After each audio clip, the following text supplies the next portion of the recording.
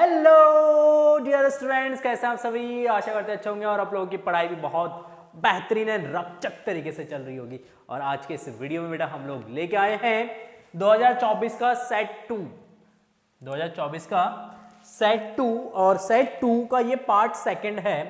Part first already upload हो चुका है और ये हमारा पार्ट है सेकंड, ठीक, जिसमें हम क्वेश्चन डिस्कस करेंगे 3 मार्क्स और 5 मार्क्स के, ठीक, जो बोर्ड एग्जाम्स में पूछे गए हैं।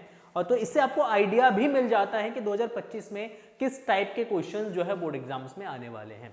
तो अगर आप 2024 के 6-7 सेट अगर आप सॉल्व कर लेते हैं तो आपको एक मोटा मोटा आइडिया आ जाता है कि हाँ इसी टॉपिक पे और इसी पैटर्न पे जो है क्वेश्चंस बनते हैं। 2024 के सारे सेट खत्म हो जाए तो 2023 के भी सेट लगा लो आप लोग, है ना। 2023 के भी आपके 7 सेट्स हैं, ठीक। 2023 के भी अगर आप 2-3 सेट भी अगर आप लगा लेते हो तो आपको मोटा मोटा एक आइडिया मिल जाएगा कि इस बार बोर्ड एग्जाम्स 2025 में फिजिक्स का पेपर कैसा आने वाला है, ठीक। तो आप लोगों से रिक्वेस्ट है वीडियो को एंड तक जरूर देखिएगा और वीडियो पसंद आए तो प्लीज़ वीडियो को लाइक कर दीजिएगा, अपने दोस्तों के साथ वीडियो को शेयर ज़रूर करिएगा, ठीक। और एक प्यारा सा कमेंट सेक्शन में आप लोग लिख सकते हैं क्योंकि प्यारा सा कमेंट जो है हमारी एनर्जी को डबल कर देता है और अब मोटिवेटेड होते हैं आप लोगों की लिए हम वीडियोस लेके आते हैं उसके बाद, ठीक है।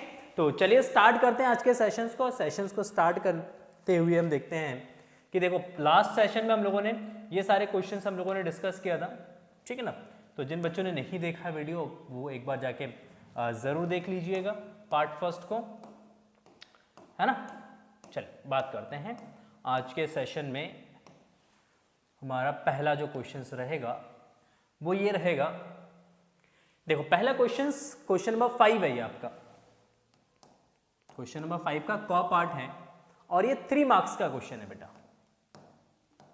कितने मार्क्स का क्वेश्चन है ये? 3 मार्क्स का क्वेश्चन है, 3 मार्क्स में पूछा गया है और बहुत इजी क्वेश्चंस मैं ये कहूंगा कि बहुत ज्यादा टफ नहीं है और बहुत ज्यादा इजी क्वेश्चन जो है ये पूछा गया है। पहला पार्ट में आदर्श अमीटर और आदर्श वोल्टमीटर का प्रतिरोध कितना होता है ये आपको लिखना है 1 नंबर में। और दूसरा, अमीटर तथा वोल्टमीटर को क्रमशः परिपथ में श्रेणी क्रम तथा समांतर क्रम में क्यों जोड़ा जाता है ये आपको लिखना है। ये आपके 2 नंबर का क्वेश्चन हो गया। तो कुल मिलाकर आपके 3 नंबर के क्वेश्चन ये बन चुका है। तो सबसे पहले हम बात करते हैं आदर्श वोल्टमीटर और आदर्श अमीटर का प्रतिरोध। तो इसका सॉल्यूशन हो जाएगा, उत्तर हो जाएगा इसका, देखिए आदर्श अमीटर का प्रतिरोध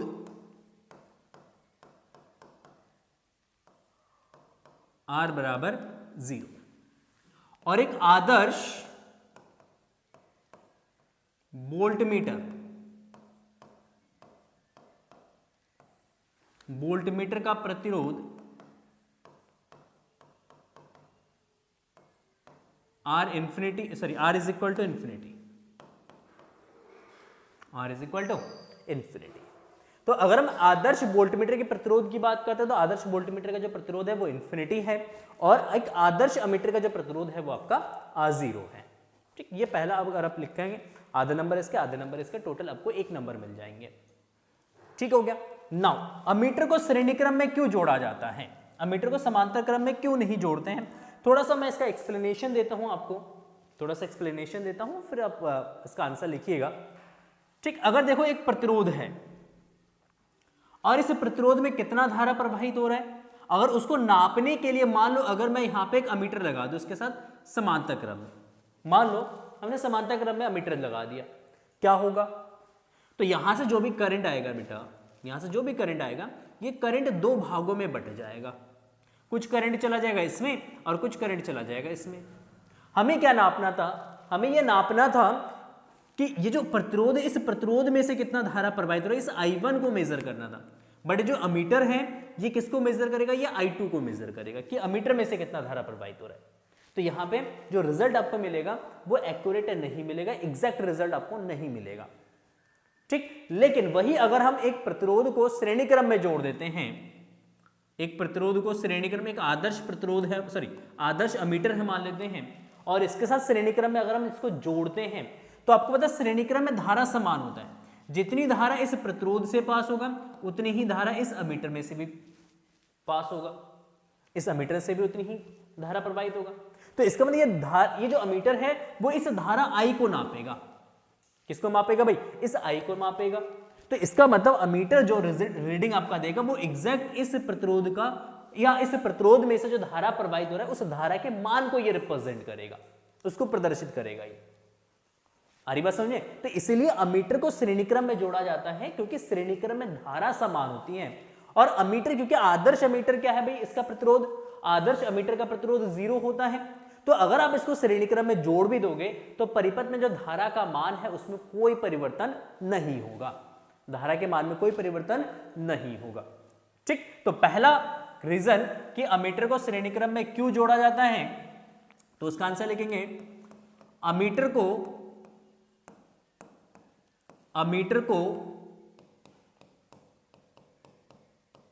श्रेणीक्रम में इसलिए जोड़ा जाता है, इसलिए जोड़ा जाता है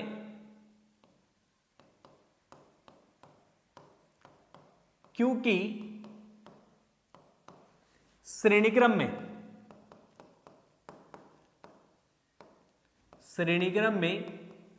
धारा का मान समान रहता है।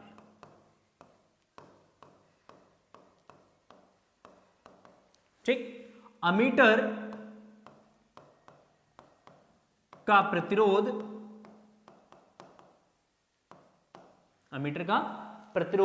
नगण्य होता है। नगण्य का मतलब बहुत कम, इसलिए नगण्य होता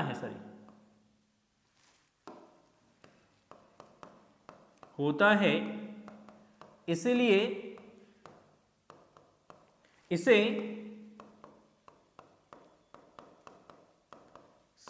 श्रेणीक्रम में जोड़ने पर परिपथ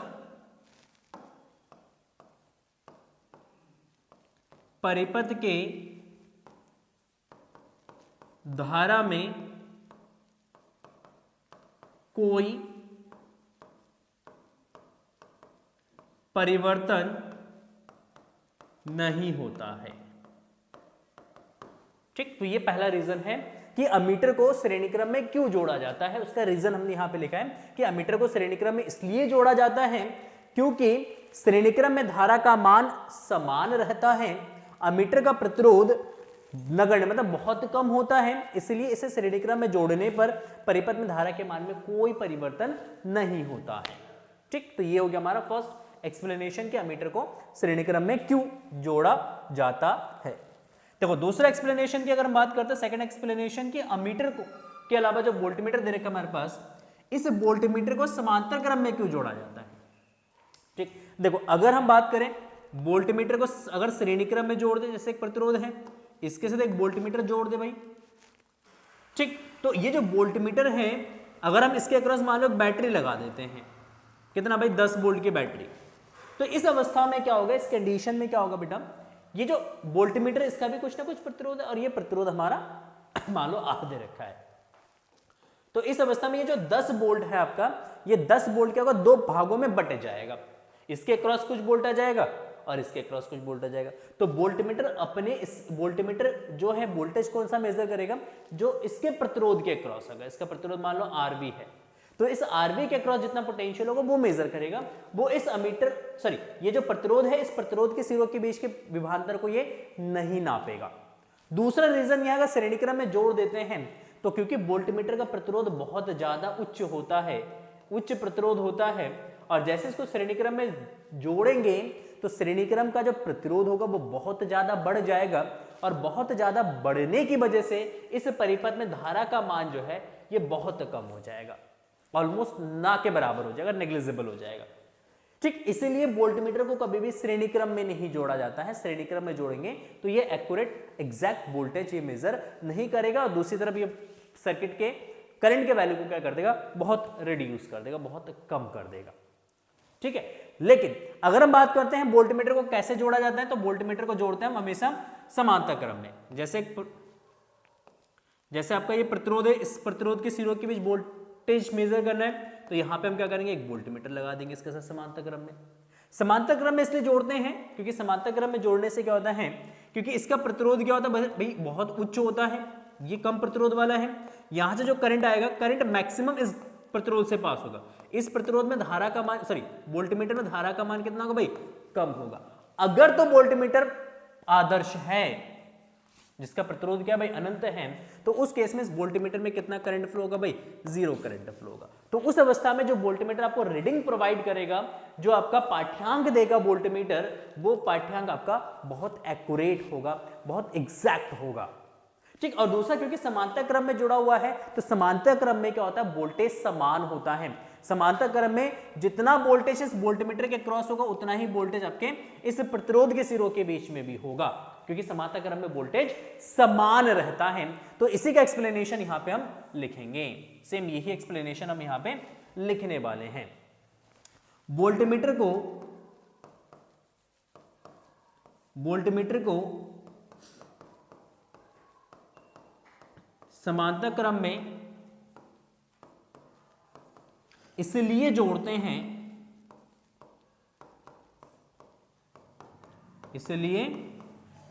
हैं, क्योंकि समांतर क्रम में विभवांतर समान रहता है।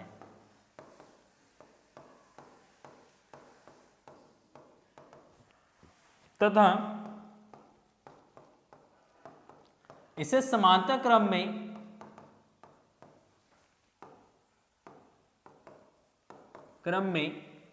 जोड़ने पर धारा के मान में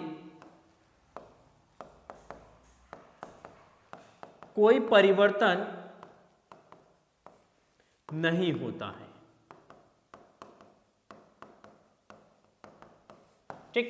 तो ये हमारा एक्सप्लेनेशन हो जाएगा और इस क्वेश्चन का ये आंसर हो जाएगा। एक नंबर का ये हो गया, एक नंबर का ये हो गया, एक नंबर का ये हो गया, कुल मिला के हमारे टोटल 3 नंबर के हो गए ये क्वेश्चन। ठीक। तो स्क्रीनशॉट ले लो एक बार जल्दी से। बाकी इसको याद जरूर कर लीजिएगा, एक्सप्लेनेशन 3-4 लाइन का एक्सप्लेनेशन है, याद जरूर कर लीजिएगा और प्रैक्टिस जरूर करिएगा इसको। ठीक। चलिए नेक्स्ट क्वेश्चन की हम बात करते हैं। नेक्स्ट क्वेश्चन है खंड ख है आपका 5th का। ठीक। देखो क्वेश्चन है, एक कुंडली का प्रेरकत्व 0.4 हेनरी एवं प्रतिरोध 10 ओम है। 0.4 हेनरी और प्रतिरोध जो है अब आपका 10 ओम है। यह 30 हर्ट्ज 6.5 वोल्ट के प्रत्यावर्ती स्रोत से जुड़ी है। इस परिपथ में वह औसत विद्युत शक्ति की गणना कीजिए। औसत विद्युत शक्ति की गणना कीजिए। देखो सबसे पहले क्वेश्चन में दे क्या रखा है, क्वेश्चन को एक बार रीड करेंगे और क्वेश्चन को समझते हैं, जो डेटा दे रखा है इसमें वो लिख लेंगे हम लोग। तो क्वेश्चन में आपका जो प्रेरकत्व है उसका वैल्यू दे रखा है L। चलो मैं लिख देता हूं, यहां पे प्रेरकत्व का मतलब L होता है। प्रेरकत्व L 0.4 हेनरी। ठीक। और उसका प्रतिरोध दे रखा है कितना भाई, 10 ओम। प्रतिरोध R जो है वो आपका दे रखा है 10 ओम। ठीक है। और 30 हर्ट्ज का हमने एक सोर्स लगाया, तो 30 हर्ट्ज इसकी आवृत्ति दे रखा है सोर्स की, F बराबर 30 हर्ट्ज। 6.5 वोल्ट के प्रत्यावर्ती स्रोत से जुड़ी है।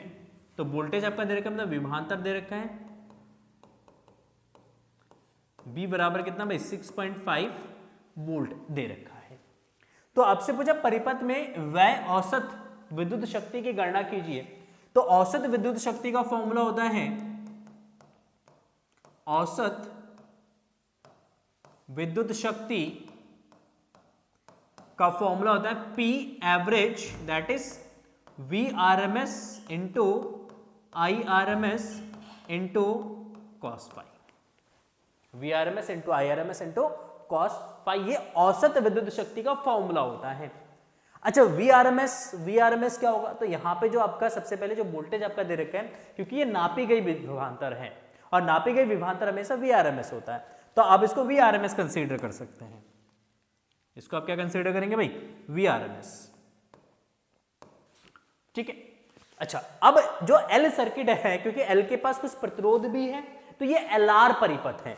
कौन सा परिपथ है भाई? ये LR परिपथ है। तो ये LR परिपथ है, तो LR परिपथ का कॉन्सेप्ट यहां पे आपको क्या करना है बेटा? यूज करना है। LR परिपथ का कॉन्सेप्ट आपको क्या करना है? यूज करना है। अच्छा, LR परिपथ का कॉन्सेप्ट क्या होगा? तो यहां पे सबसे पहले आपको निकालना पड़ेगा एक्सल।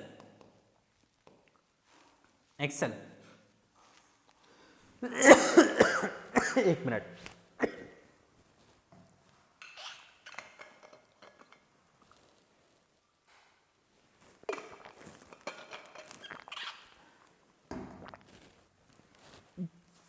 तो आपको यहां पे यूज करना प्रेरकीय प्रतिघात। प्रेरकीय प्रतिघात, ठीक है। प्रेरकीय प्रतिघात होता है बेटा XL. XL is equal to होता है omega L, that is 2 pi F into L. ठीक, तो 2 पाई इंटू एफ कितना आपका 30 और एल आपका है 0.4। तो ये आपका जगह 4 दूना 8, 8 या 24 और डेसिमल से ये पॉइंट आपका क्या जाएगा? कैंसिल हो जाएगा। सॉरी, डेसिमल से आपका 0 कैंसिल हो जाएगा। तो 24 पाई, पाई का वैल्यू रख देते बेटा 3.14। 3.14। 24 का टेबल आता तो ठीक है, मल्टीप्लाई कर लीजिए, मैं थोड़ा सा अपना टाइम बचा लेता हूँ।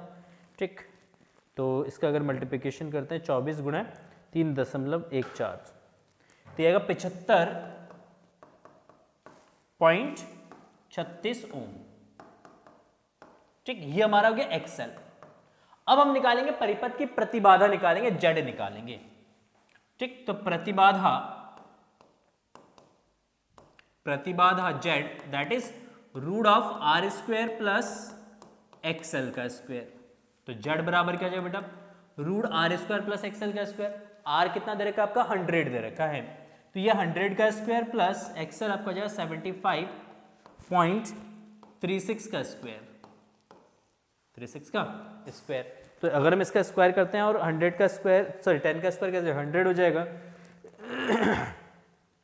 इनटू 75.36, ठीक, प्लस 100, तो जब 5779 का स्क्वायर रूट। अगर हम इसका स्क्वायर रूट निकालते हैं, क्या निकालते हैं? इसका स्क्वायर रूट निकालते हैं, स्क्वायर रूट ऑफ 5779.12, तो ये 76 के करीब आ रहा है। 76 कितना? 76, तो जेड इज इक्वल टू 76 ओम। कितना जगह? 76 ओम हो जाएगा जेड का वैल्यू, अप्रॉक्स ले लेते हैं। ठीक, तो परिपथ में करंट का वैल्यू कितना होगा? तो परिपथ में अगर हम करंट निकालते हैं, धारा का मान निकालते हैं, तो धारा Irms is equal to Vrms upon Z. Vrms upon Z. ठीक, तो आप वैल्यू रख दीजिएगा डायरेक्टली वहां पे। तो P एवरेज कैलकुलेशन एक साथ करेंगे हम। ठीक, इसमें वैल्यू डाल दीजिए Vrms into Irms into cos pi. तो ये जो Vrms इंटू आई का वैल्यू रख दीजिएगा Vrms अपॉन जेड, और कॉस पाई होता है बेटा R अपॉन जेड। जो कॉस पाई होता है, कॉस पाई पावर कांस्टेंट हम इसको बोलते हैं, शक्ति गुणांक बोलते हैं। शक्ति गुणांक का जो फॉर्मूला होता है ये होता है R अपॉन जेड। क्या होता है? R अपॉन जेड होता है। तो रखिएगा इसका वैल्यू, तो ये जो Vrms का square upon Z square into R, Z square into R. तो P एवरेज आ जाएगा आपका, देखिए Vrms कितना भाई? Vrms सबका दे रखा है 6.5, तो ये 6.5 का स्क्वायर इंटू आर आपका है 10 और डिवाइडेड बाय जेड, जेड आपका है 76 का स्क्वायर। ठीक, इसको सॉल्व करते हैं, इसको क्या करते हैं हम सॉल्व करते हैं। तो कैलकुलेटर यूज़ कर लूँगा मैं, टाइम बचा देता हूँ, नहीं तो बहुत लेंदी बन जाएगा वीडियो। 6.5 इंटू 6.5 तो यह 42.25 इंटू 10 डिवाइडेड बाय 76 इंटू 76 तो यह 5776। ठीक है, 4 10 की मल्टीप्लाई करेंगे 422.5 डिवाइडेड बाय 5776 तो ये आपका आ जाएगा यहाँ पे 422.5 डिवाइडेड बाय 577.6 तो ये आपका आएगा 0.073 वॉट। ठीक है, तो ये एवरेज पावर का वैल्यू है 0.073 वॉट।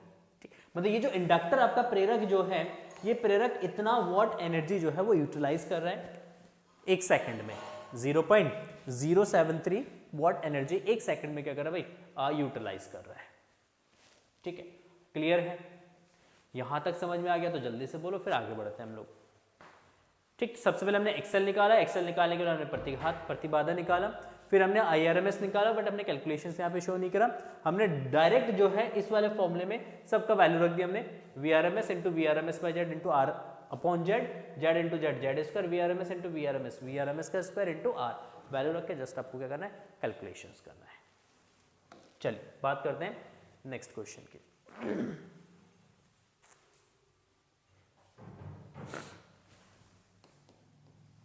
देखो, मैक्सवेल की विस्थापन धारा की व्याख्या कीजिए तथा इसका समीकरण लिखिए। ठीक, इसके एवं चालन धारा के बीच कलांतर कितना होता है ये आपको बताना है। तो मैं आपको बता दूं, कलांतर जो है ये π/2 का होता है। कलांतर कितने का होता है? π/2 का होता है। जब एक करंट मैक्सिमम होता है तो दूसरे करंट का वैल्यू 0 होता है। ठीक, ये याद रखिएगा। तो विस्थापन धारा क्या मैक्सवेल का? मैक्सवेल का विस्थापन धारा है कि जब आप एक बैटरी लेते हैं, सॉरी कैपेसिटर लेते हैं, और इस कैपेसिटर को आप किससे कनेक्ट करते हैं? एक बैटरी से कनेक्ट करते हैं। किससे कनेक्ट करेंगे? एक बैटरी से कनेक्ट करेंगे। ठीक है, एक बैटरी से अगर कनेक्ट करते हैं, ठीक, आप यहां पे एक स्विच बना लीजिए ताकि हम सर्किट को ऑन या ऑफ कर सकें।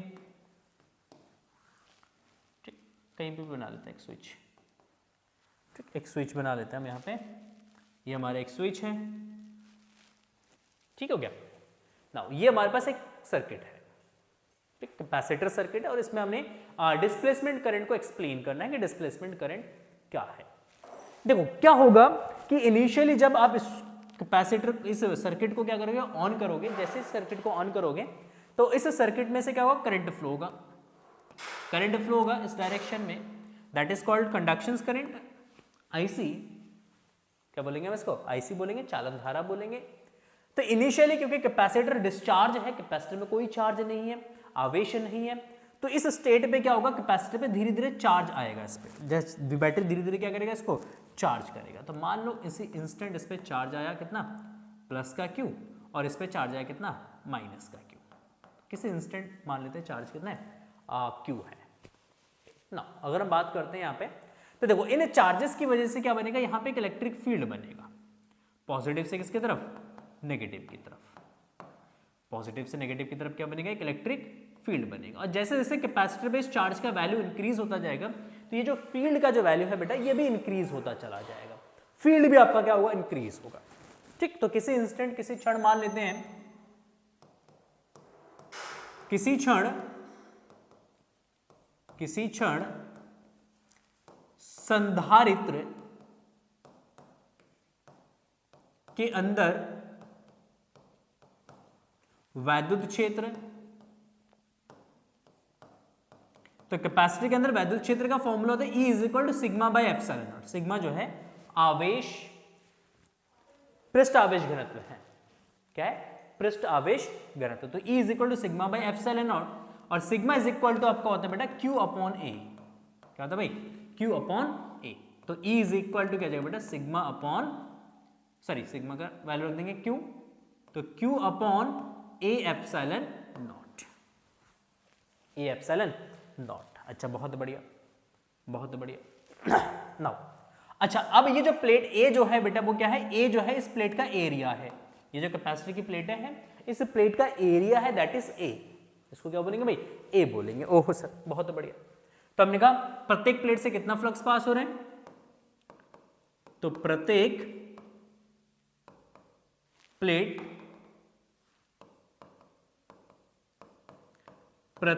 से बद्ध विद्युत फ्लक्स कितना, तो विद्युत फ्लक्स हो जाएगा phi, that is E into A. E का वैल्यू रिप्लेस कर दीजिएगा यहां से, तो Q upon A epsilon not into A, तो ए से ए कैंसिल हो जाएगा बेटा, तो यहां पे बचेगा क्यू बाय एप्सिलॉन नॉट। तो एप्सिलॉन नॉट के अंदर मल्टीप्लाई कर दीजिएगा, तो Q is equal to phi into epsilon naught, phi into epsilon naught. अगर तो मैं इसको डिफरेंशिएट करता हूं किसके रिस्पेक्ट में, क्योंकि देखो अब धीरे धीरे जैसे कैपेसिटर आपका चार्ज होगा, कैपेसिटर चार्ज होगा तो क्यू का वैल्यू इंक्रीज होगा, तो क्यू वेरिएबल है यहाँ पे, आप यहाँ पे समझेंगे। तो इस वाले इक्वेशन में यहाँ पे अगर हम बात करें तो क्यू क्या है भाई, क्यू एक वेरिएबल है, क्यू एक क्या है भाई, वेरिएबल है। जब तक कैपेसिटर आपका चार्ज नहीं हो जाता तब तक क्यू का मान क्या होगा, बढ़ेगा, है ना। जब कैपेसिटर डिस्चार्ज हो क्यू का मान क्या होगा, कम होगा। Same as it is phi यहां पे क्या हमारा, तो फाई भी, क्योंकि क्यू के साथ फाई भी हमारा क्या होगा, वेरिएबल होगा, फाई वेरी करेगा। तो अगर क्यू चेंज होगा, क्यू परिवर्तन होगा, तो फाई का मान भी बदलेगा, फाई का मान भी क्या होगा, बदलेगा। मतलब ये जो इक्वेशन है एक वेरिएबल इक्वेशन है, हम इसको डिफरेंशिएट करेंगे किसके रिस्पेक्ट में, टाइम के रिस्पेक्ट में। तो टी के सापेक्ष अवकलन करेंगे, ठीक। टी के सापेक्ष अगर हम इसका अवकलन करते हैं बेटा, तो इसका अवकलन हो जाएगा यहां पे देखो, dq over dt is equal to d over dt phi into epsilon naught. तो यहां से एप्सिलॉन नॉट कांस्टेंट है, इसको बाहर ले लेंगे तो ये d फाई ओवर dt। अच्छा, dq ओवर dt ये आवेश परिवर्तन की दर है, ये आवेश परिवर्तन की दर है, और इस आवेश परिवर्तन की दर को हम क्या बोलते हैं, धारा बोलते हैं। बट ये धारा कहां प्रवाहित हो रहा है, ये धारा इस कैपेसिटर के प्लेट के बीच में प्रवाहित हो रहा है, इसलिए हम इस धारा को नाम देंगे क्या, इस धारा को नाम देंगे विस्थापन धारा। क्या नाम देंगे इसको, विस्थापन धारा।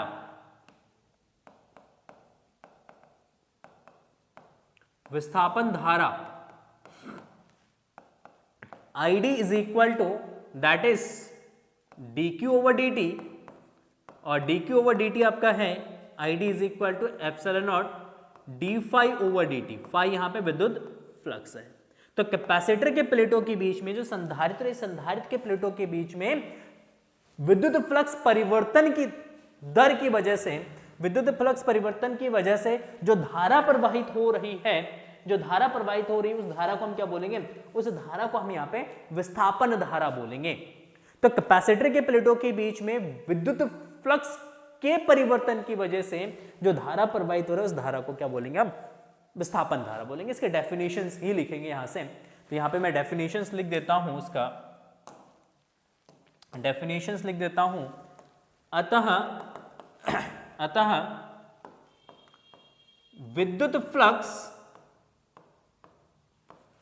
विद्युत फ्लक्स परिवर्तन के कारण परिपथ में प्रवाहित धारा, परिवर्तन के कारण संधारित्र, परिपथ की जगह लिखो संधारित्र, संधारित्र के प्लेटों के बीच प्रवाहित धारा को विस्थापन धारा कहते हैं, विस्थापन धारा कहते हैं, ठीक। तो ये हो गया हमारा इसका डेफिनेशन, ठीक। और नेक्स्ट पार्ट का आंसर क्या लिखेंगे, इसके तथा चालन धारा के मध्य विभवांतर, सॉरी कालांतर कितना होता है, तो आप लिखिएगा इसका आंसर पाई बाय 2, मैंने ऑलरेडी बता दिया यहाँ पे। तो एक लाइन में आप नीचे लिख दीजिएगा कि चालन धारा और विस्थापन धारा के बीच कालांतर पाई बाय 2 का होता है। किसका होता है, पाई बाय 2 का होता है, ठीक। तो ये इसका एक्सप्लेनेशन हो गया, आप इसको नोट कर लीजिएगा, ठीक है। तो देखो नेक्स्ट क्वेश्चन हमारा है यहाँ पे, घ पार्ट है क्वेश्चन का। प्रकाश का व्यतिकरण क्या है? संपोषी व्यतिकरण, विनाशी व्यतिकरण की दशाएं लिखिए।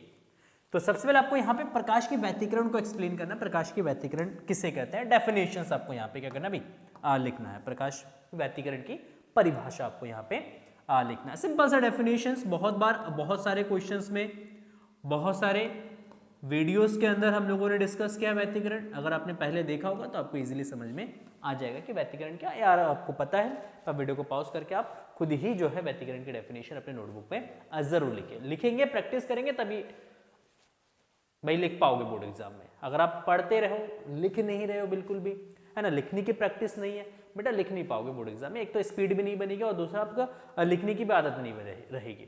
तो जितने दिन आपके बोर्ड एग्जाम्स के बचे, जितना भी आप पढ़ रहे हो सबको लिख के देखो, है ना। चाहे वो मैथमेटिक्स पढ़ रहे हो, बायो पढ़ रहे हो, आप केमिस्ट्री पढ़ रहे हो, फिजिक्स पढ़ रहे हो, जो भी सब्जेक्ट आप पढ़ो, जो भी क्वेश्चन आप पढ़ो, जो भी सॉल्व आप न्यूमेरिकल सॉल्व करो या मैथमेटिक्स के क्वेश्चन सॉल्व करो या केमिस्ट्री के न्यूमेरिकल सॉल्व करो, आप उसको लिख के प्रैक्टिस करो, है ना। जब आप लिख के प्रैक्टिस करते हो ना, तभी जाके आपकी अच्छी और ओरिजिनल और सॉलिड प्रैक्टिस होती है। ठीक, तो अगर आपको पता है डेफिनेशन, पॉज करो, लिखो डेफिनेशन। ठीक, व्यतिकरण क्या होता है? जब किसी माध्यम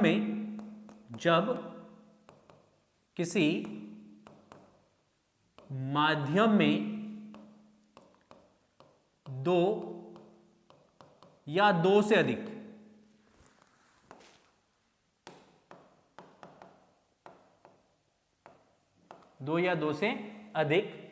प्रकाश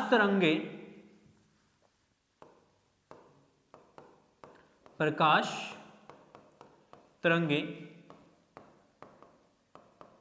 आपस में अध्यारोपित करते हैं,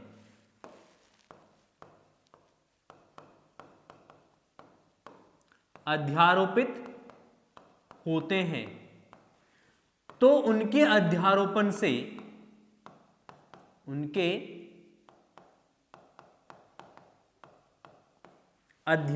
से माध्यम के कुछ बिंदुओं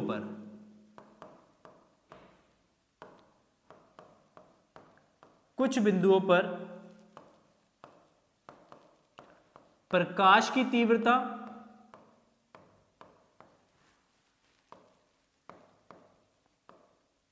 अधिकतम तथा कुछ बिंदुओं पर तीव्रता न्यूनतम हो जाता है।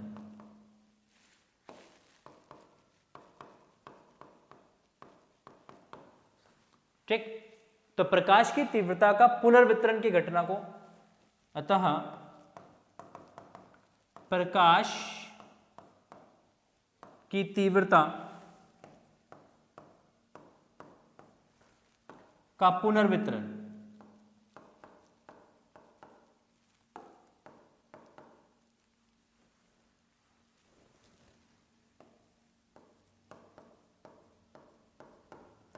वितरण की घटना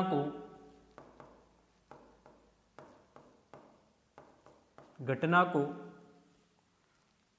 प्रकाश का व्यतिकरण कहते हैं।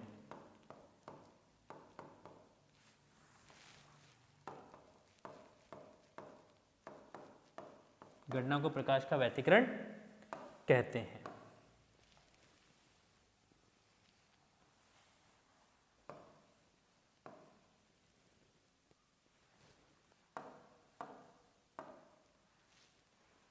प्रकाश की घटना को प्रकाश का व्यतिकरण कहते हैं। ठीक, तो ये तो हो गया किसकी डेफिनेशन, व्यतिकरण की डेफिनेशंस की व्यतिकरण को किस तरीके से आप डिफाइन करेंगे, किस तरीके से उसको परिभाषित करेंगे, तो वो हम लोगों ने यहाँ पे डिस्कशंस कर लिया है। ठीक, अब हम बात करते हैं, किसकी बात करेंगे, अब हम बात करेंगे विनाशी व्यतिकरण और संपोषी व्यतिकरण की शर्तें। ठीक, तो देखो परिणामी तीव्रता का जो समीकरण होता है, परिणामी तीव्रता I बराबर होता है बेटा I1 plus I2 plus 2 root I1 into I2 into cos phi, है ना। I is equal to I1 plus I2 plus 2 root I1 I2 cos phi. ठीक, तो ये जो परिणामी तीव्रता है, इसी परिणामी तीव्रता से हम कंडीशंस निकालेंगे संपोषी और विनाशी व्यतिकरण के लिए। तो सबसे पहले हम बात करते हैं संपोषी व्यतिकरण के लिए शर्तें क्या है भाई। तो पहला कंडीशन आता है संपोषी व्यतिकरण की शर्तें। व्यतिकरण की शर्तें, ठीक। संपोषी व्यतिकरण की अगर हम शर्तों की बात करते हैं तो संपोषी व्यतिकरण की शर्तें क्या होंगे।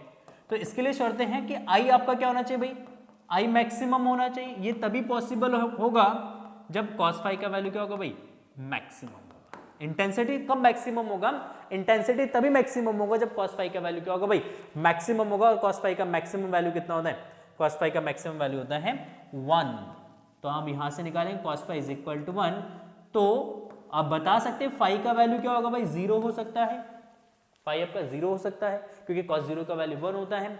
cos आपका 2 पाई हो सकता है क्योंकि cos 2 पाई का वैल्यू 1 होता है।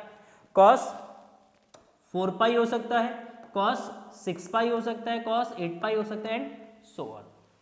ठीक, अगर हम इसको जनरलाइज फॉर्म में लिखते हैं, इसको जनरलाइज फॉर्म में क्या लिखेंगे, इसको जनरलाइज फॉर्म में लिखेंगे हम phi is equal to that is 2n pi, phi is equal to 2n pi. ठीक, इसका मतलब जो कलांतर है, ये फाई क्या भाई, ये कलांतर है।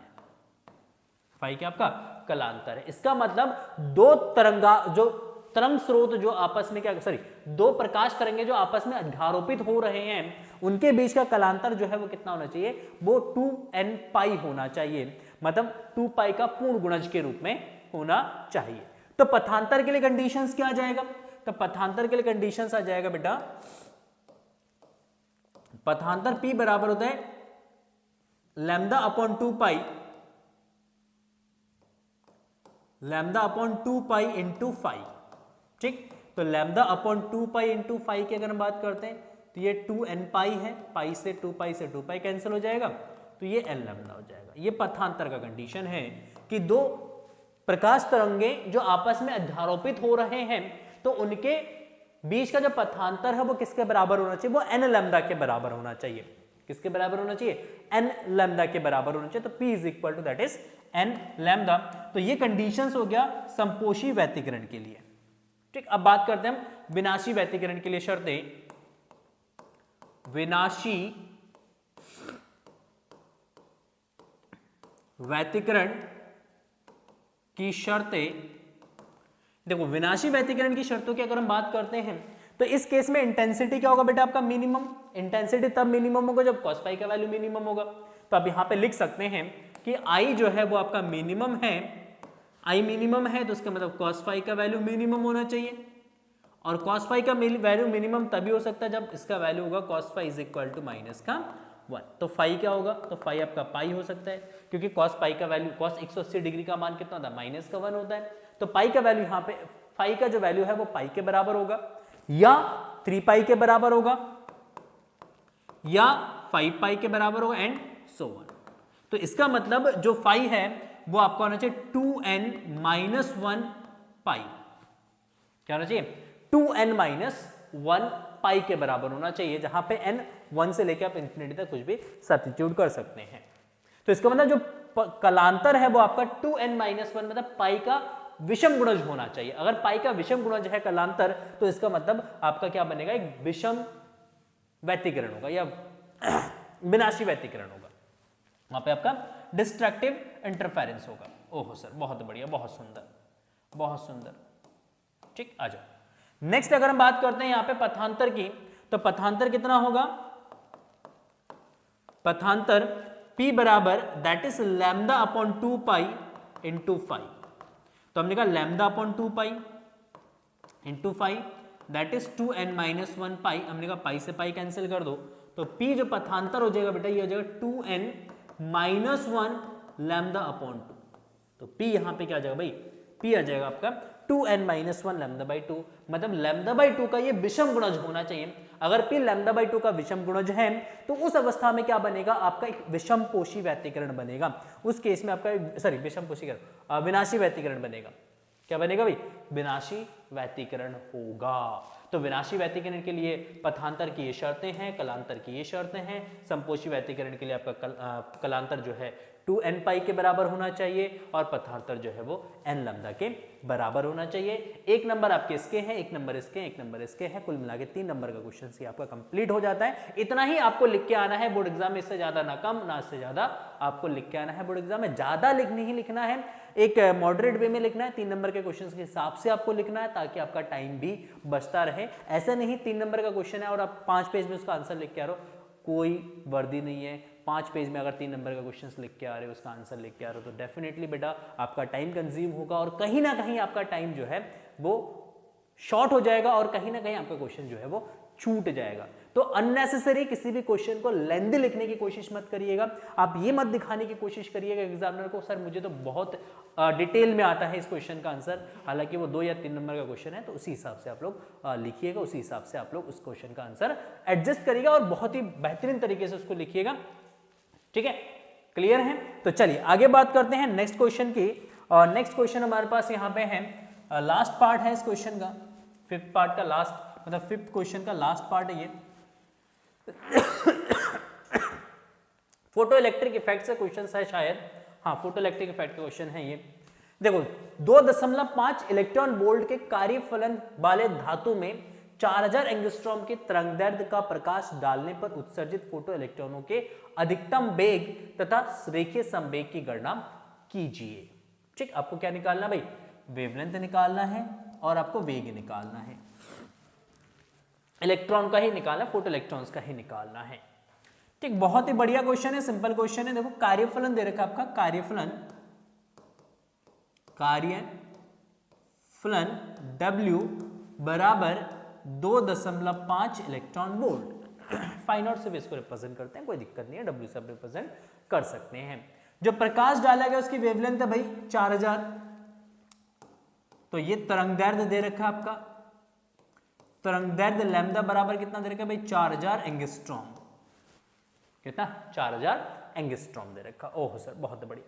तो हमने कहा आपतित फोटोन की ऊर्जा, आपतित फोटोन की ऊर्जा भाई कितना, तो आपतित फोटोन की ऊर्जा E बराबर that is H nu is equal to S C by lambda, S C by lambda. H का वैल्यू रखिए, C का वैल्यू रखिए, सॉल्व करिए इसको। तो H आपका 6.63 गुणा 10 की घात माइनस का 34, C आपका है बेटा 3 गुणा 10 की घात माइनस का 8, सॉरी माइनस का नहीं प्लस का 8, 10 की घात 8 बटा लैम्डा जो है आपका है 4000 एंगस्ट्रॉम, तो 4000 गुणे 10 की घात माइनस का 10। ठीक, ये एनर्जी आपका निकल के जो आएगा ये जूल में एनर्जी निकल के आएगा। किस में निकल के आएगा भाई, जूल में निकल के आएगा, कोई दिक्कत नहीं है, हम इसको कन्वर्ट कर लेंगे। ओहो सर बहुत बढ़िया, ओह बहुत बढ़िया। देखो तो कन्वर्ट, इसको 4 से डिवाइड कर दीजिएगा, 4 एकम 4 बचा कितना 2, 26, 4 7 28, 4 5 24, 24 तो 26 में से 24 के बचा 2, 2 3 24 सॉरी 23, तो करीब करीब 6 बार में ये कट जाएगा आपका। गुणे 3 गुणे 10 की घात माइनस का 34 और 18, माइनस का 34 10 ऊपर जाएगा, प्लस का 10 और 8 18 हो जाएगा। और इसी को डिवाइड कर दीजिएगा बेटा 1.6 into 10 to the power minus 19, तो ये इलेक्ट्रॉन वोल्ट में कन्वर्ट हो जाएगा एनर्जी। किस में कन्वर्ट हो जाएगा, इलेक्ट्रॉन वोल्ट में कन्वर्ट हो जाएगा। 1.6 इसको भाग करिएगा तो 1.16 एकम 16 बचा कितना 6, 0 लगाएंगे 60 हो जाएगा, 16 चौक 64 लगभग में काट देंगे इसको, तो 1.3 सॉरी 1.04 गुणे 3 गुणे 10 की घात देखो कितना आएगा भाई, हाँ 10 की घात हो जाएगा आपका यहाँ पे 19 ऊपर चला जाएगा, 34 में से 18 घटा देंगे तो 34 में से 18 घटाएंगे तो ये बचेगा माइनस का 16 और ये प्लस का 19, ये इलेक्ट्रॉन वोल्ट ये इलेक्ट्रॉन वोल्ट है। ठीक है भाई, बहुत बढ़िया। 10 4000। अच्छा रुक जाओ, ये 3 जीरो भी तो बचे थे हमारे, ये ऊपर जाएंगे तो माइनस का हो जाएगा, तो ये माइनस का 3, ये माइनस का 3 हो जाएगा, तो 16 और 3 19, 19 से 19 कैंसिल हो जाएगा, ये पूरा पावर कैंसिल आउट हो जाएगा। ठीक, 3 किस से गुणा करिएगा तो ये आपका जाए 4 3 12, 3 एकम 3, तो 3.12 इलेक्ट्रॉन वोल्ट। ठीक, तो ये हमारा जगह E। तो E इज इक्वल टू आपका जो आपतित फोटोन है, आपतित फोटोन के पास जो एनर्जी है वो 3.12 इलेक्ट्रॉन वोल्ट की एनर्जी है उसके पास। कितना? 3.12 इलेक्ट्रॉन वोल्ट की एनर्जी किसके पास बचा हुआ है भाई? आपतित फोटोन के पास है। ओहो सर, बहुत सुंदर, बहुत बढ़िया। तो हमने कहा समीकरण यूज कर लो, फोटो इलेक्ट्रिक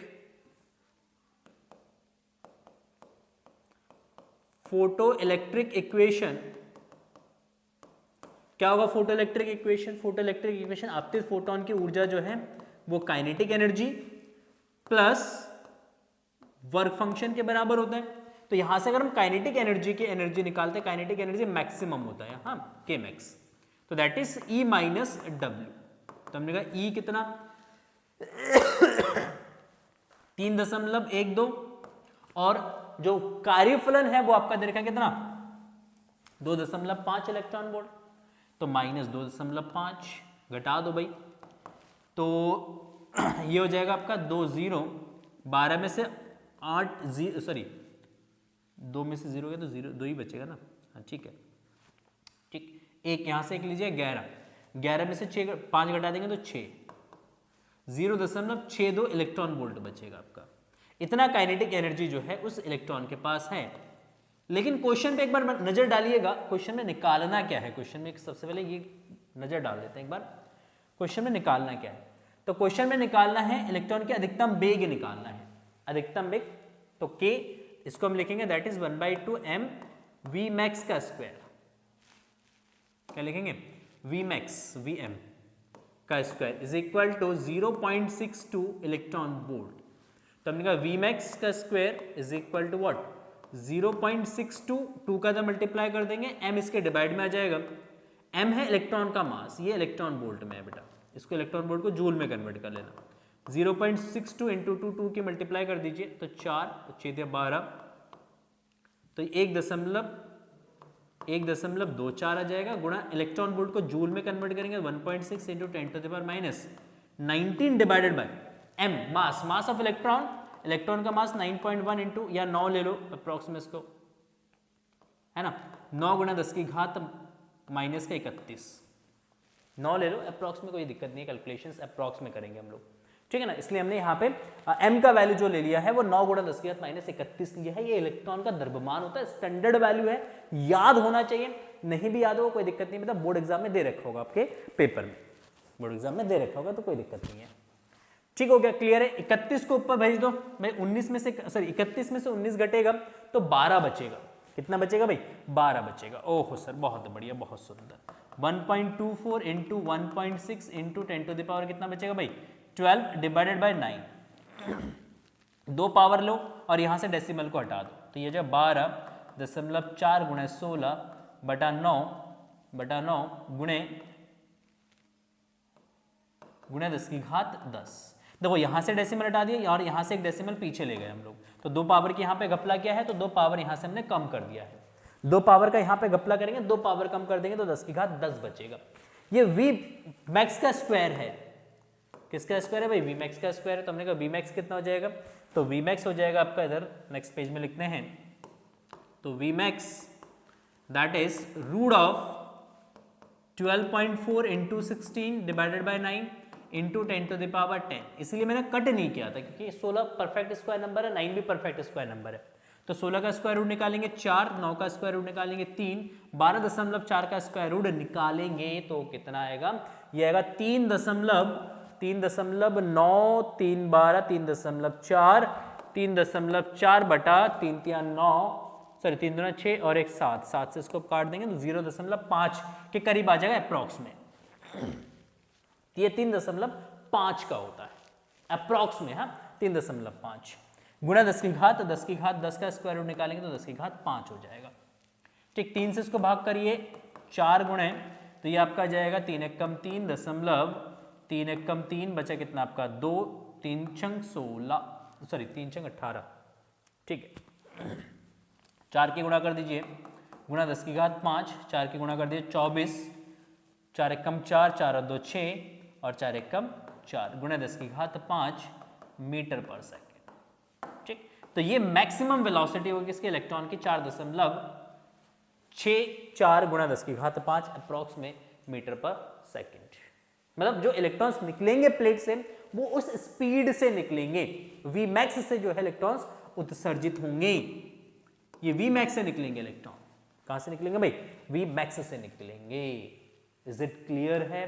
क्या ये इतनी बातें आपको समझ में आ रहा है? ठीक है, बहुत बढ़िया, बहुत बढ़िया, ठीक। नेक्स्ट आपको निकालना है इलेक्ट्रॉन का डी ब्रॉगली वेवलेंथ। क्या निकालना है? डी ब्रॉगली वेवलेंथ निकालना है। देखो यहाँ पे पूछा है आपसे कि रेखीय संवेग की गणना की, सॉरी रेखीय संवेग निकालना है, वेवलेंथ निकालना है, रेखीय संवेग निकालना, पी निकालना, मोमेंटम निकालना है। तो P इज इक्वल टू क्या आ जाएगा, रेखीय संवेग, तो रेखीय संवेग सिंपल सा हम फॉर्मूला यूज करते हैं, P is equal to m into V, और इसके अलावा रूट ऑफ 2m इंटू के भी होता है, बट इससे कैलकुलेशन करेंगे टफ हो जाएगा, इससे कैलकुलेशन करते हैं, m इंटू वी से कैलकुलेशन करते हैं। तो हमने कहा m इंटू वी क्या हो जाएगा, तो m आपका है 9 गुणा 10 की घात माइनस का 31, v आपका है 4.64 गुणा 10 की घात 5, गुणा कर दीजिए 9 चौक 36 का 6 से लगा 3, 9 चिंग 54, 54 और 3 57, 57 का 7 और से लगा 5, 9 चिंग 36, 36 और 5 41, 2 प्लेस बाय डेसिमल है इंटू 10 टू द पावर 31 में से 5 घटा देंगे तो माइनस का 26, तो आप इसको लिख सकते हैं 4.176 गुणा 10 की घात माइनस का 25। संवेग है, मात्रक होता है केजी मीटर पर सेकेंड, क्या होता है, केजी मीटर पर सेकेंड। तो ये हो जाएगा हमारा संवेग P, ये हो गया हमारा संवेग P 4.176 गुणा 10 की घात माइनस का 25 केजी मीटर पर सेकेंड हो जाएगा। Is it clear? क्या यहां तक आपको समझ में आ गया? जल्दी से बोलेंगे, यहां तक समझ में आया? ठीक है, चलिए बात करते हैं नेक्स्ट क्वेश्चन की। खंड य, खंड य क्वेश्चन नंबर 6, और ये 3 मार्क्स का क्वेश्चन है बेटा, सॉरी 5 मार्क्स का क्वेश्चन है, ये आपका 5 मार्क्स का क्वेश्चन है। तो अगर हम बात करते हैं यहां पे, तो खंड य है, स्थिर वैद्युतिकी में गाउस गॉस नियम को लिखकर स्पष्ट कीजिए, ठीक। इसकी सहायता से एक समान आवेशित पतले गोलीय खोल, जिसपे आवेश Q है, त्रिज्या कैपिटल R है, के कारण विद्युत क्षेत्र की गणना, विद्युत क्षेत्र का मान खोल के बाहर, खोल के भीतर और खोल के सतह पर ज्ञात करिए। ठीक, देखिए करते हैं डेरिवेशंस, बहुत सिंपल है और डेरिवेशंस ऑलरेडी हम कर भी चुके हैं।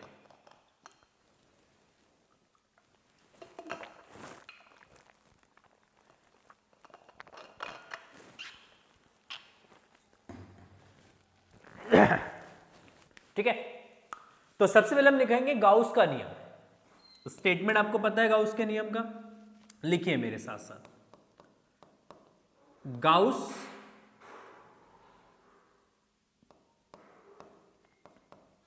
का प्रमेय है ना, गाउस का प्रमेय। स्थिर वैद्युतिकी में गाउस का प्रमेय क्या है भाई, क्या स्टेटमेंट है इसका? गाउस की प्रमेय का क्या स्टेटमेंट है? तो गाउस की प्रमेय का अगर हम स्टेटमेंट की बात करते हैं, सिंपल सा स्टेटमेंट है भाई, किसी बंद पृष्ठ से बद्ध, किसी बंद पृष्ठ से बद्ध पृष्ठ से बद्ध वैद्युत फ्लक्स उस पृष्ठ द्वारा घिरे, पृष्ठ द्वारा घिरे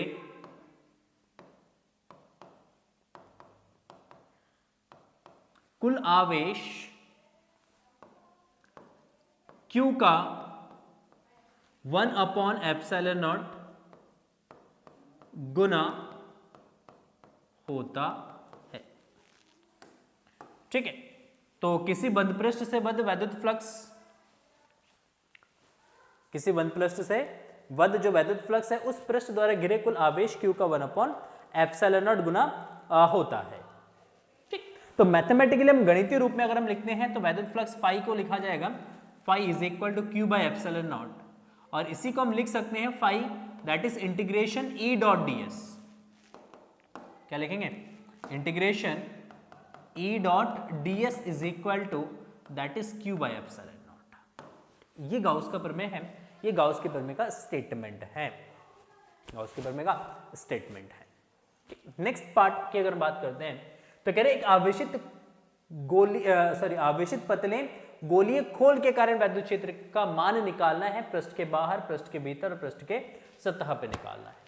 मतलब खोल के पृष्ठ पे, उसके बाहर और उसके भीतर आपको निकालना है। तो नेक्स्ट हमारा यहां पे एडिंग आएगा गोलीय आवेशित एक समान आवेशित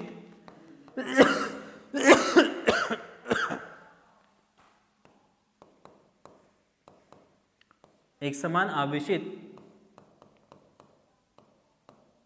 गोलीय खोल, या इसको हम कोश बोलते हैं,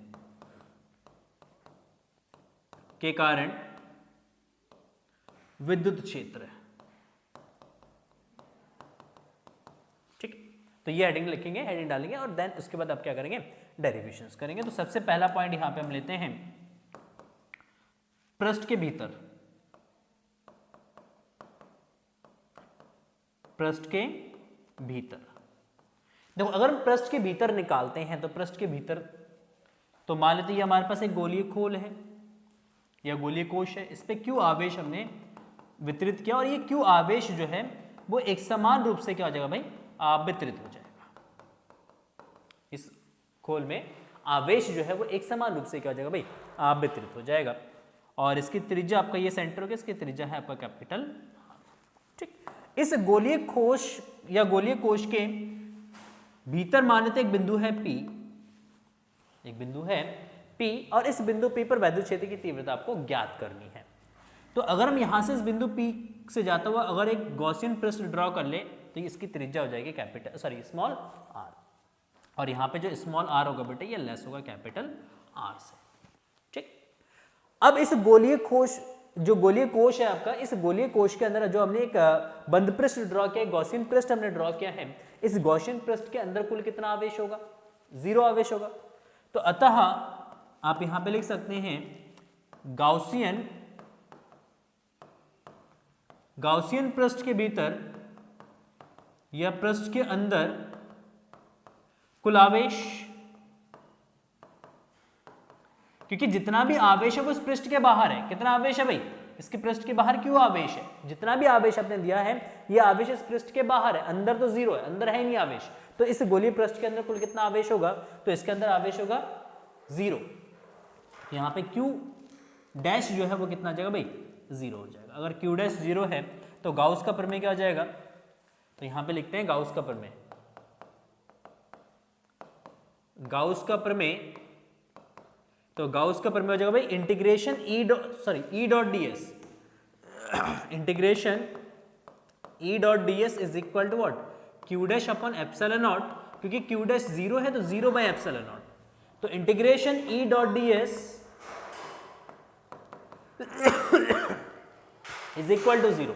integration E dot ds is equal to 0, इसका मतलब है कि इंटीग्रेशन का वैल्यू 0 आ रहा है, इंटीग्रेशन का वैल्यू 0 है तो इसका मतलब E का मान कितना होगा भाई? 0 होगा। E जो है, E का मान जो है वो क्या हो जाएगा आपका? 0 हो जाएगा। तो E आपका 0 हो जाएगा, यहाँ पे E क्या हो जाएगा भाई? 0 हो जाएगा। तो E इज इक्वल टू हमारा 0। ठीक, क्लियर है? तो इसका मतलब इस गॉसियन पृष्ठ के अंदर कुल कितना विद्युत क्षेत्र है? तो इस गॉसियन पृष्ठ के अंदर या इस गोलीय कोश के अंदर जो विद्युत क्षेत्र है उसका मान 0 है। उसका मान कितना है? 0 है। चलिए बात करते हैं आगे नेक्स्ट पॉइंट पे। तो सेकंड पॉइंट पे हम निकालते हैं पृष्ठ के बाहर। तो यहां पे देखो, सबसे पहले मान लेते हैं कि हमारे पास एक गोलीय कोश है और इस गोलीय कोश पर आपका Q आवेश जो है वो एक समान रूप से क्या भाई वितरित है। कितना आवेश है भाई? Plus Q। ठीक, ये इसका सेंटर है और इसका सेंटर से r डिस्टेंस पे जाके, स्मॉल r डिस्टेंस पे जाके मान लेते हैं एक बिंदु है। ठीक, और इस बिंदु P पर आपको क्या निकालना है? वैद्युत क्षेत्र की तीव्रता ज्ञात करना है। तो इस बिंदु पर वैद्युत क्षेत्र की तीव्रता ज्ञात करने के लिए आप क्या ले लेंगे? यहाँ पे एक लघुखंड ले लेंगे। क्या ले लेंगे आप? यहाँ पे एक छोटा सा लघुखंड कंसीडर कर लेंगे, जिसका एरिया क्या होगा भाई? जिसका एरिया होगा ds बाहर की दिशा में। और इस गोलीय कोश के कारण, ये जो गोलीय कोश है, इस गोलीय कोश के कारण जो विद्युत क्षेत्र होगा वो इस पृष्ठ के लंबवत बाहर की तरफ जाएगा। तो इस पृष्ठ के लंबवत बाहर की तरफ आपका इलेक्ट्रिक फील्ड भी हो गया। ठीक, देखो इन दोनों के बीच में एंगल कितना है भाई? 0 डिग्री है। ठीक है, बहुत बढ़िया। तो हमने कहा अतः देखो ds लघुखंड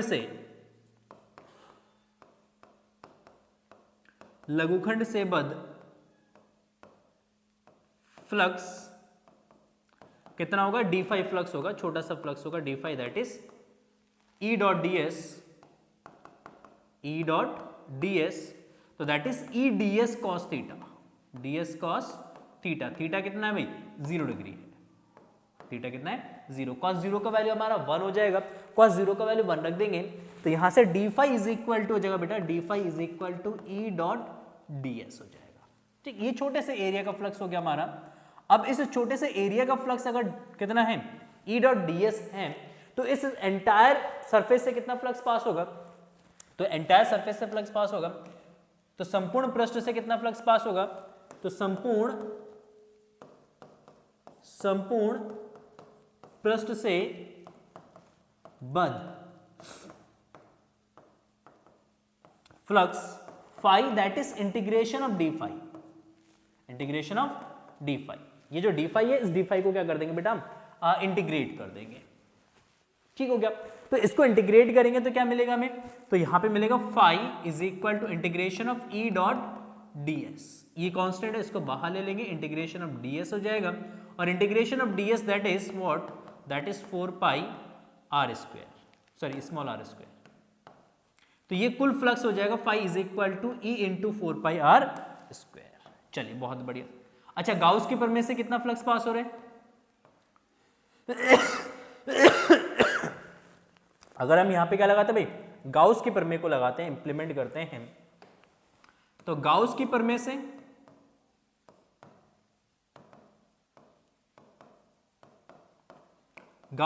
से फ्लक्स फाई क्या हो जाएगा भाई? Q बाई एप्सिलॉन नॉट के इक्वल होगा। ये इसका स्टेटमेंट है। तो phi is equal to Q by epsilon naught, phi का वैल्यू यहां से रिप्लेस कर देना। तो E into 4 pi r square is equal to Q by epsilon naught. तो यहां से E इज इक्वल टू जो 4 पाई इसके डिवाइड में, तो 1/4 पाई एप्सिलॉन नॉट और Q डिवाइडेड बाई क्या आ जाएगा आपका? r square. Q divided by क्या आ जाएगा आपका? r square. तो E is equal to 1/4 pi epsilon naught Q upon r square हो जाएगा। That is the electric flux phi, electric flux phi. तो ये आपके पृष्ठ के बाहर हो गया। अगर हम बात करते हैं पृष्ठ के सतह पर, मान लो बिंदु यहां पर है, यहां पे बिंदु P है, तो उस केस में R जो है वो इसके कैपिटल R के बराबर हो जाएगा। तो थर्ड केस में हम निकालते हैं पृष्ठ पर।